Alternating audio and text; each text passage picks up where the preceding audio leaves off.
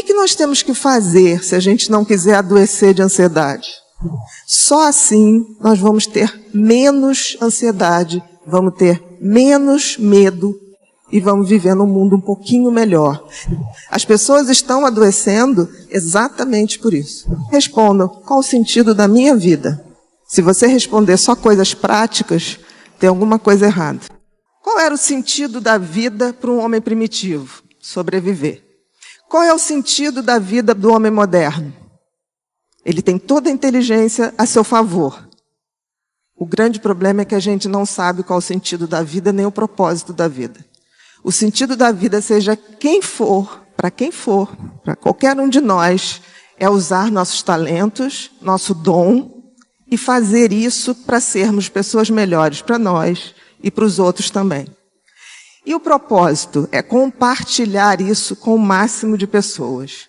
Então, o propósito da nossa vida é dar sentido a ela. E nós não temos feito isso.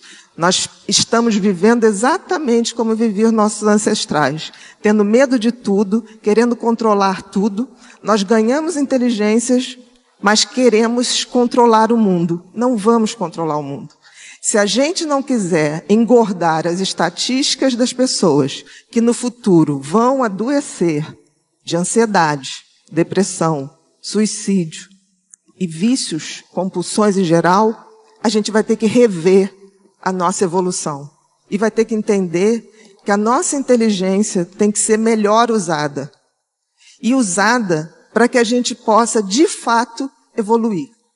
De alguma maneira, a gente começou a entender que o ser feliz, ou estar feliz, ou o sentido da vida, era algo em manada, que foi vendido para a gente. Né? A gente tem muito medo hoje, subjetivo, de não ser bem-sucedido, de não tirar a nota que acham que a gente merece, de não ter condições de comprar as coisas que dão status. Mas a gente esqueceu que esse não é o sentido da vida. Até porque, gente, qual é o sentido da vida, racionalmente falando? A gente nasce carequinha, sem dente e sem saber nada. Aí a gente leva anos aprendendo, crescendo o cabelo, trocando os dentinhos. E aí um belo dia a gente começa a envelhecer e perder isso tudo, inclusive os cabelos vermelhos, né? A gente vai deixando os cabelos brancos, a gente vai perdendo dente, a gente vai perdendo também o nosso conhecimento acumulado. Qual o sentido lógico disso? Nenhum. Nenhum sentido. E isso significa que, de forma totalmente burra, a gente continua acionando os mecanismos de medo e ansiedade como éramos quando éramos homens primitivos. O que nós temos que fazer se a gente não quiser adoecer de ansiedade?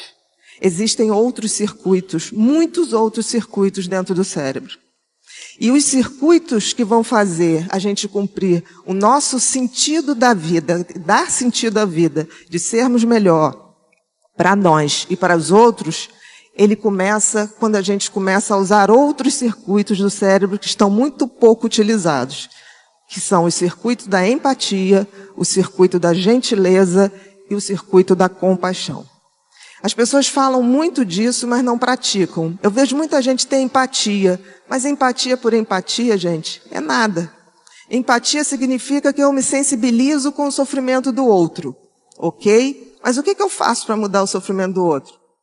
Se eu não tiver compaixão, eu não faço nada. A compaixão é que me faz agir para diminuir o sofrimento do outro. A gentileza é um circuito que a gente pratica e que a gente vai abrindo novos circuitos no cérebro. Quem de nós se programa aqui para fazer coisas desse tipo? Aí depois fala assim, eu ando tão estressado.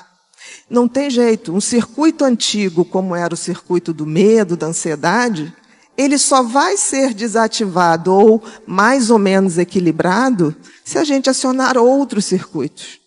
E os circuitos que nós temos que acionar são os circuitos da solidariedade, o circuito da gentileza, da generosidade. Só assim nós vamos ter menos ansiedade, vamos ter menos medo e vamos viver num mundo um pouquinho melhor. Não é uma utopia o que eu estou falando, é simplesmente um conhecimento em cima daquilo que o cérebro mostra para a gente. Nós ganhamos um cérebro novo, mas utilizamos ele como se ele ainda fosse velho. A culpa é nossa. Por quê? Porque a gente não usa o conhecimento para mudar as coisas. A gente hoje, a grande maioria das pessoas, vive em movimentos de manada. Não precisa muito, a gente vai a um shopping, se tiver uma loja cheia, todo mundo quer entrar na loja cheia.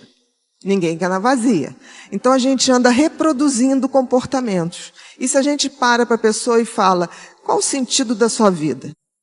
Ter filhos, família, constituir uma família, ter um trabalho, não é o sentido da vida. É o meio para se chegar ao sentido da vida. Porque o sentido da vida, gente, é a gente que faz. Dar sentido à vida talvez tenha sido o que um cérebro tão maravilhoso nos fez ver. Eu não tenho sentido lógico. Se não tem, eu tenho que dar sentido a isso. E dar sentido a isso é lembrar que nós estamos aqui não para sermos satisfeitos o tempo todo, para poder estar alegre o tempo todo. Nós estamos aqui para evoluir. E a evolução passa por sair da zona de conforto, ir em direção ao outro. Queremos ou não, nenhum de nós está desconectado do outro. Se a gente não entender isso e não aceitar que a vida é breve, é passageira, mas que nós estamos aqui para evoluir, a gente vai o tempo todo estar em estresse porque a gente quer mudar o que não pode ser mudado. A gente quer ser eterno, mas a gente não é. Justamente não podemos ser eternos, porque senão não cumpriríamos nossas tarefas. E outra coisa, se a gente não conseguir entender o sentido da vida e o propósito da vida, que é distribuir isso, abrir essa generosidade através dos nossos talentos para todos que estiverem ao nosso redor e o máximo de pessoas que a gente tiver, nós também não conseguimos a tal da evolução espiritual.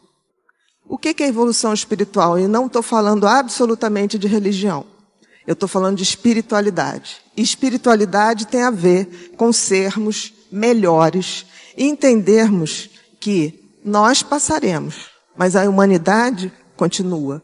E a gente tem que ter o compromisso de passar o bastão para as pessoas que virão. Se eu me ponho no mecanismo absolutamente egoísta, né? Uso todo o meu circuito de sobrevivência para competir, para querer o mal do outro, para não ter a gentileza, eu seguro o conhecimento, eu estou adoecendo, sem perceber. E isso não é o meu só, o meu ponto de vista. As pessoas estão adoecendo exatamente por isso. Vamos ter muitos mais quadros de ansiedade? Vamos. Porque as pessoas ainda não entenderam que estamos de passagem. E a evolução espiritual, no fundo, seria a nossa conexão com tudo que há de melhor no universo. Uns chamam de Deus, outros chamam de Alá, outros chamam dos orixás, não tem a menor importância. A importância é que a gente possa se conectar com essas energias para que a gente se reabasteça e possa dividir isso entre todos nós. Existirá adoecimento? Sim, mas muito menos, porque a gente vai praticar o desapego de não sermos eternos, de não termos a pretensão de mudar as pessoas. As pessoas mudam quando elas querem. E eu não conheci nunca algo mais revolucionário do que o conhecimento. A gente não deve aceitar aquilo que dizem para a gente. A gente deve estudar para que a gente possa, de fato, dizer, eu estou agindo assim porque isso me faz bem. Por exemplo, se você praticar uma gentileza, você vai se sentir bem. Aí você vai falar assim, não me senti tão bem no início. Faça a segunda, faça a terceira. Porque o mecanismo da competitividade, do medo, ele está acionado há muito tempo. O mecanismo da gentileza, da empatia, da compaixão, ele precisa ser ativado. Até porque a gente entende que não dava para ser tão empático ou gentil num planeta que a gente não tinha nada, a gente não tinha como comer, a gente não tinha como se abrigar, a gente não tinha como fazer essas coisas. Mas hoje nós temos. E o que a gente está fazendo? A gente se comporta como crianças que querem seus brinquedos sozinhos para a gente. Enquanto qualquer um no mundo estiver mal, nós também estaremos.